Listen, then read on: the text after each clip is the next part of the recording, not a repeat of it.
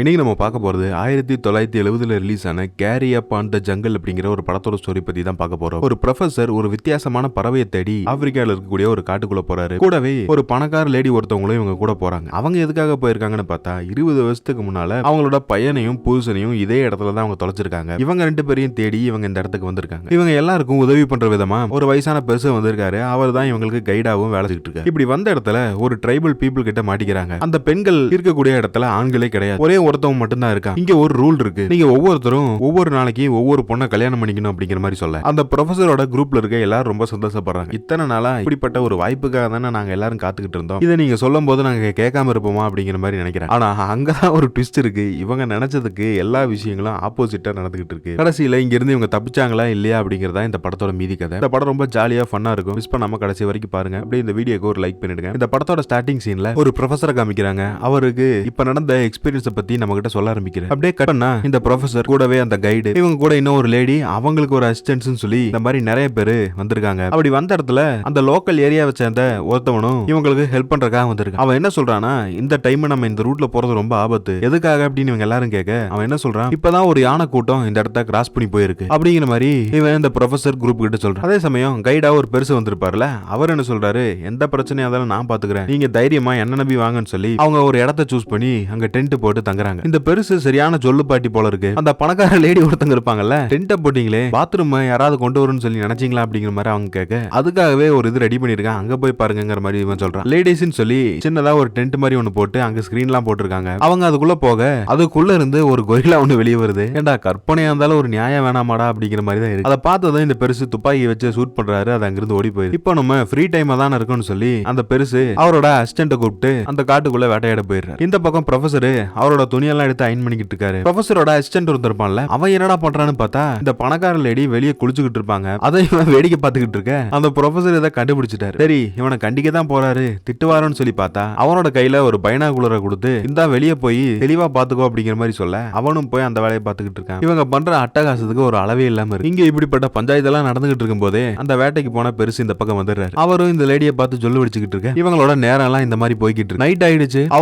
அவங்களுக்கு ஒதுக்கப்பட்ட அந்த டென்ட்ல போய் தூங்கிட்டு இருக்காங்க. இந்த ப்ரொஃபசர் மட்டும் தனியா சரக்கடிச்சுக்கிட்டு இருக்காங்க. இவங்களுக்கு தேவையான அந்த சமையல் எல்லாத்தையும் பண்ணி முடிச்சதுக்கு அப்புறம் அங்க இருக்க ஒருத்தவன் ஒரு சிக்னல் கொடுக்க எல்லாருமே வெளியே வராங்க. அந்த சாப்பாடு ரொம்ப அருமையா இருக்கு அப்படிங்கிற மாதிரி அங்க இருக்க ஒவ்வொருத்தவங்களும் புகழ்ந்து பேசிக்கிட்டு இருக்காங்க. இவங்க இந்த டென்ட் போட்டு தங்கி இருக்க அதே இடத்துக்கு பக்கத்துல ஒரு மர வீடு மாதிரி இருக்கு. அங்க ஒருத்தவனும் தங்கி இருக்கான். ஆக்சுவலா அவன் வந்து ஒரு காட்டுவாசி தான். இப்ப புதுசா இந்த இடத்துக்கு வந்திருக்கிற இவங்க எல்லாத்தையுமே அவனும் நோட்ட விட்டுக்கிட்டு இருக்கான். அப்ப இந்த பணக்கார லேடி தன்னோட ஹஸ்பண்ட் கொடுத்த ஒரு கிஃப்ட பத்தி இவங்க எல்லார்கிட்டயும் சொல்லிக்கிட்டு இருக்காங்க. இதே இடத்துல தான் கிட்டத்தட்ட 20 வருஷத்துக்கு முன்னால நாங்க ட்ரிப் வந்தோம். அப்படி வந்த இடத்துல என்னோட பையனையும் என் ஹஸ்பண்டையும் நான் தொலைச்சிட்டேன். கண்டிப்பா அவங்க எனக்கு திரும்பவும் கிடைப்பாங்க அப்படிங்கிற நம்பிக்கை எனக்கு இருக்கு அப்படிங்கிற மாதிரிலாம் அவங்க சொல்லிக்கிட்டு இருக்க. அந்த ப்ரொஃபசரோட அசிஸ்டன்ட்டும் கண்டிப்பா உங்களோட குடும்பம் உங்களுக்கு கிடைச்சிரும், தைரியமா இருங்க அப்படிங்கிற மாதிரிலாம் அவன் சொல்லிக்கிட்டு இருக்கான். இந்த பக்கம் பார்த்தா அந்த காட்டை சேர்ந்த சில ஆதிவாசி மனிதர்கள் இருப்பாங்கல்ல, அவங்களும் இப்ப புதுசா வந்திருக்க இவங்களை நோட்ட விட்டுக்கிட்டு இருக்காங்க. இங்க நடந்துகிட்டு இருக்க இந்த விஷயம் எல்லாம் அவங்க யாருக்குமே தெரியல. அடுத்த நாள் காலையில விடிஞ்சதும் இதுக்கு மேலையும் இந்த இடத்துல நம்ம டென்ட் போட்டு ஸ்டே பண்ணிக்கிறது சரியில்லை, வேற ஒரு இடத்துக்கு போலான்னு சொல்லி அந்த இடத்த காலி பண்ணிட்டு இன்னொரு இடத்துக்கு போறாங்க. அங்க போகும்போது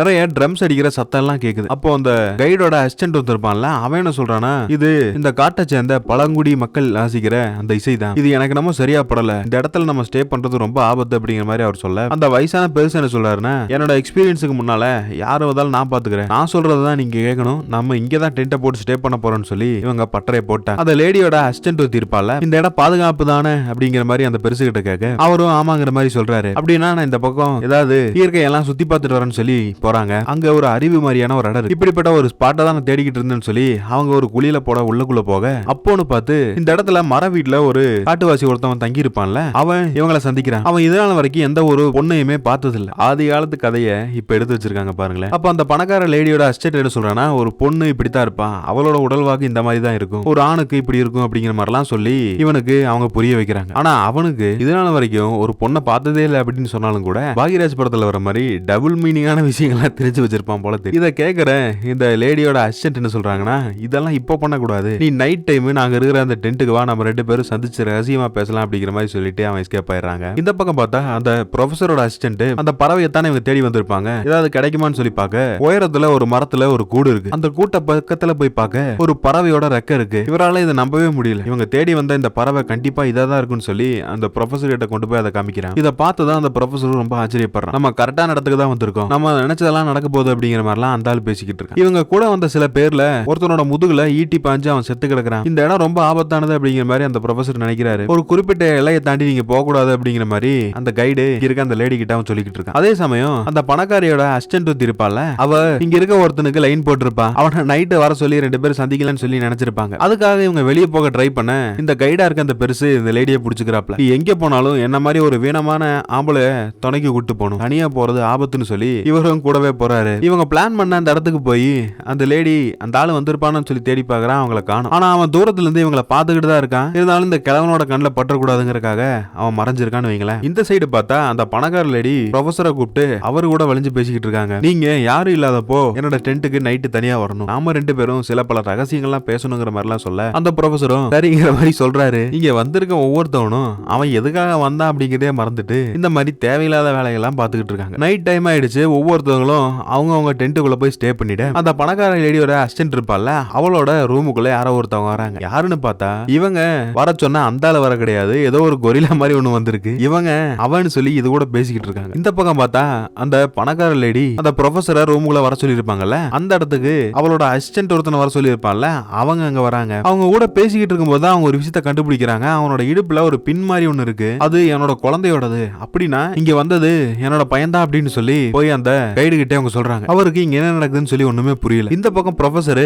அந்த பணக்கார லேடியை பார்க்கணுங்கிறக்காக ஒரு டென்ட்டுக்குள்ள போக அங்க யாரு இருக்கான்னு பார்த்தா அந்த கொரிலா ஒண்ணு இருந்திருக்குல்ல, அது இருக்கு. அது கிட்ட இவர் கடவை போட்டுக்கிட்டு இருக்காரு. இப்படிப்பட்ட கொடுமைகளோட இன்னைக்கு நைட்டு இவங்களோட நாள் முடிஞ்சிருது. அடுத்த நாள் காலையில எழுந்ததும் அந்த கைடு என்ன சொல்றாருன்னா, இதுக்கு மேல நம்ம இங்க இருக்கிறது சேஃப்டி இல்ல, நாம எல்லாருமே இப்படியே திரும்பி ரிட்டர்ன் போயிடலாம் அப்படிங்கிற மாதிரி அவர் சொல்றாரு. எதுக்காக இப்படி எல்லாம் சொல்றாருன்னு பார்த்தா அங்க இருக்க சில காட்டுவாசி மனிதர்கள்லாம் இவங்களை நோக்கி வந்துகிட்டு இருக்காங்க. அதனால தான் அந்த ட்ரம் சத்தம் கேக்குது அப்படிங்கிற மாதிரி அந்த கைடு சொல்லியிருப்பாரு. இப்போதைக்கு நமக்கு சேஃப்டியா ஒரு வேலை பண்ணலாம்னு சொல்லி இவங்க இருக்கக்கூடிய அந்த இடத்துக்கு பக்கத்துல ஒரு குழி மாதிரி ஒண்ணு தோண்டி அதுக்குள்ள போய் நம்ம பதுங்கி இருக்கலாம். அவங்க போனதுக்கு அப்புறம் நம்ம இருந்து எஸ்கேப் ஆகி போயிடலாம் அப்படிங்கிற மாதிரி இவங்க முடிவு பண்ணி ஒரு மண்வெட்டியை வச்சு எல்லாரும் தோண்ட ஆரம்பிக்கிறாங்க. எவ்வளவு தூரத்துக்கு தோண்டி இருக்காங்கன்னு பார்த்தா கிட்டத்தட்ட விட்டா ஒரு கிணறைய தோண்டிடுவாங்க போல, அந்த அளவுக்கு குழியை தோண்டி உள்ளுக்குள்ள இருக்க. அப்பவும் அந்த காட்டுவாசி கும்பல் இவங்களை தூக்கிட்டு போயிடுறாங்க. என்னதான்டா பண்ண போறாங்கன்னு பார்த்தா ஒரு பெரிய பானை ஒண்ணு வச்சு அதுல கொதிக்கிற தண்ணியில இவங்க மொத்த பேரையும் போட்டு சமைக்க போறதா அங்க இருக்கிற கூட்டத்தோட தலைவன் பேசிக்கிட்டு இருக்க. அவ்வளவுதான், நம்மள மொத்தமா முடிச்சு விட்டீங்க அப்படிங்கிற மாதிரி இந்த ப்ரொஃபஸரோட குரூப்பும் பேசிக்கிட்டு இருக்காங்க. அவ்வளவுதான், இதுக்கு மேல நம்மள அந்த கடவுள் நினைச்சாதான் காப்பாற்ற முடியும் அப்படிங்கிற மாதிரி இவங்க புலம்பிக்கிட்டு இருக்காங்க. இந்த பக்கம் அந்த பணக்கார லேடியோட அசிஸ்டன்ட் ஒருத்தர் இருப்பான்ல, அவங்கள ஒருத்தன் காதலிச்சிருந்திருப்பான். அவன் நேக்கா இந்த பொண்ணை மட்டும் அங்கிருந்து தூக்கிட்டு போயிடுறான். கரெக்டா அந்த கொதிச்சுக்கிட்டு இருக்க தண்ணிக்குள்ள இவங்களை தூக்கி போட வேண்டிய நேரம் வந்துருச்சு. அதுக்குள்ள ஒரு கும்பலா நிறைய காட்டுவாசி பெண்கள்லாம் வராங்க. அவங்க இந்த ஒட்டுமொத்த பேரையும் அடிச்சு போட்டு நம்ம ப்ரொஃபசர் குரூப் மட்டும் இங்க இருந்து காப்பாத்தி அவங்க இருக்கக்கூடிய இடத்துக்கு கூட்டிட்டு போறதா சொன்னதும் அந்த பெருசு கைடு இருப்பார்ல, இதை கேட்டதும் ரொம்ப சந்தோஷப்படுறாரு. அதுலயும் நாங்க ஆண்களுக்கெல்லாம் ராஜ மரியாதை தான் கொடுப்போம்னு சொல்லி இவங்க யாரையும் நடக்க கூட விடாம பல்லக்களை தூக்கிட்டு போறாங்க. இந்த கொடுமையெல்லாம் எங்க போய் சொல்றது? இவங்க இருக்கிற இந்த இடத்துல ஏகப்பட்ட பெண்கள் இருக்கிறதாகவும் கூடவே அத கையாளுறதுக்கு ஒரு அரசனும் அங்க இருக்காங்கிற மாதிரி ஒரு லேடி இவங்க கிட்ட சொல்லிக்கிட்டு இருக்காங்க. இப்படிப்பட்ட அழகான பெண்கள் கூட்டத்தை பார்த்ததும் நம்ம ப்ரொஃபசர் குரூப் அநியாயத்துக்கு வளைஞ்சு தள்ளுறாங்க. அதுலயும் இவங்களை கூட்டிட்டு வந்து அந்த லேடி என்ன சொல்லிருப்பானா, அங்க இருக்க ஒட்டுமொத்த பெண்கள் கூட்டத்துக்கும் இனிமேல் நீங்க தான் புருஷன் மாதிரி அப்படிங்கிற மாதிரி எல்லாம் சொல்லியிருப்பாங்க. இதெல்லாம் கேட்டு இந்த பயலு பல கற்பனையில மறந்துகிட்டு இருக்காங்க. சரி, அதெல்லாம் பரவாயில்ல, இப்படிப்பட்ட அறிவில்லாத ஒரு கூட்டத்தை எவன்டா அரசனா பார்த்துட்டு இருக்கிறதுன்னு பார்த்தா அது வேற யாரும் இல்ல, இந்த பணக்கார லேடி இருப்பாங்கல்ல, அவங்களோட புருஷன் தான். நீங்க செத்து போயிட்டீங்கன்னு சொல்லி நினைச்சா எப்படி இங்க உயிரோடு இருக்கீங்க அப்படிங்கிற மாதிரி இவங்க கேட்க அவர் என்ன சொல்றாரு, என்ன காப்பாத்தி கூட்டிட்டு வந்ததே இந்த பெண்கள் தான். அதுலயும் இப்படிப்பட்ட ஒரு வாய்ப்பு கிடைக்கும் போது எந்த ஒரு ஆம்பளையாவது சும்மா இருப்பானா, அதனால தான் நான் 20 வருஷமா இங்கேயே செட்டில் ஆயிட்டேன் அப்படிங்கிற மாதிரி சொல்ல இதையெல்லாம் கேட்டதும் அவங்க பயங்கர ஷாக் ஆகுறாங்க. அந்த பிளாஷ்பேக் ஸ்டோரியை கூட இந்த பெருசு சொல்றாரு. சரி, அடுத்ததா கூட்டிட்டு வந்த இந்த 3 பேருக்கும் இன்னைக்கே ஒரு கல்யாணத்தை பண்ணலாங்கிற மாதிரி இவங்க பிளான போடுறாங்க. இதுல ஹைலைட்டான ஒரு விஷயம் என்னன்னா, அந்த ப்ரொஃபசருக்கும் அவனோட அசிஸ்டன்ட்ஸுக்கும் இதுல ஒரு துளி கூட விருப்பமே இல்ல. ஆனா அந்த கைடா இருக்கிற பெருசு இருக்காரு, சொல்லவே தேவையில்ல, மனுஷன் ஃபுல் ஃபார்ம்ல இருக்கா. இந்த சைடு இந்த பணக்கார லேடியோட அசிஸ்டன்ட் ஒருத்தனை காதலிச்சிருந்திருப்பால, அவனுக்கு படிக்கிறதுக்கெல்லாம் சொல்லி கொடுத்துக்கிட்டு இருக்கா. இந்த பக்கம் அந்த 3 பலியாடுகளையும் கொண்டு போய் கல்யாணம் பண்றதுக்காக சில வேலைகள்லாம் நடந்துகிட்டு இருக்கு. இவங்களும் பல கனவுகளோட, ஏன்னா இங்க இருக்கிற பெண்கள் எல்லாருமே அழகா இருப்பாங்க. இதுல கொடுமை என்னன்னு பார்த்தா இவங்க நினைச்ச மாதிரியான பெண்கள்லாம் இவங்களை கல்யாணம் பண்ணிக்கல. நல்லா ஹைட் அண்ட் வெயிட்டா பார்க்கவே பயங்கரமா 3 லேடிஸ் இருப்பாங்க. அவங்க தான் இந்த 3 முட்டா பீஸுகளையும் கல்யாணம் பண்ணிக்க போறதா இந்த கூட்டத்தோட தலைவி சொல்றாங்க. கல்யாணம் முடிஞ்சு ஃபர்ஸ்ட் நைட்டும் முடிஞ்சு இந்த 3 பேரையும் சக்கையா புளிஞ்சு தூக்கி போட்டுறேன், இதுக்கு மேலே இங்க இருந்தா நம்ம உசுருக்கு உத்தரவாதம் இல்ல அப்படிங்கிற மாதிரி இந்த ப்ரொஃபசர் அலறாரு. இருந்து எப்படா தப்பிக்கிறதுன்னு சொல்லி பிளான் பண்ணிக்கிட்டு இருக்க அந்த சமயம் பார்த்து அந்த கைடோட அசிஸ்டன்ட் ஒருத்தர் இருப்பான்ல, அவன் இந்த இடத்துக்கு லேடி கெட்டப்ல உங்களை காப்பாத்துறதுக்கு கிட்டத்தட்ட ஒரு 20 பேருக்கு பக்கம் கையில கன்னோட வந்துட்டு இருக்காங்க அப்படிங்கிற மாதிரி சொல்ல இந்த ப்ரொஃபசரும் நாங்க ஒரு சிக்னல் கொடுத்ததுக்கு அப்புறம் அந்த துப்பாக்கி சூட நடத்த சொல்றாரு. சொல்றாரு. அதே சமயம் இப்பதான் அவங்க நினைச்ச மாதிரி 3 அழகான பெண்களை இவங்க கல்யாணம் பண்ணிக்கிறதுக்காக கூட்டு வந்திருப்பாங்க. நம்ம நினைச்சதெல்லாம் நடக்க போகுது அப்படின்னு சொல்லி அந்த ப்ரொஃபசர் பல கனவுகளை கண்டுகிட்டு இருக்க கரெக்டா அந்த சோல்ஜர்ஸ் எல்லாம் வந்து இவங்களை காப்பாத்திடுறாங்க. அவ்வளவுதான், இந்த குரூப் இங்கிருந்து எஸ்கேப் ஆகிட்டாங்க. கூடவே அந்த பணக்கார லேடியோட பையனும் கிடைச்சிட்டா, அந்த புருஷனையும் இந்த அம்மா இழுத்துட்டு போயிடுறாங்க. இந்த ஒரு எண்டிங்கோட இந்த படம் முடியுது. மீண்டும் ஒரு வித்தியாசமான படத்தோட சந்திப்போம். தேங்க்யூ.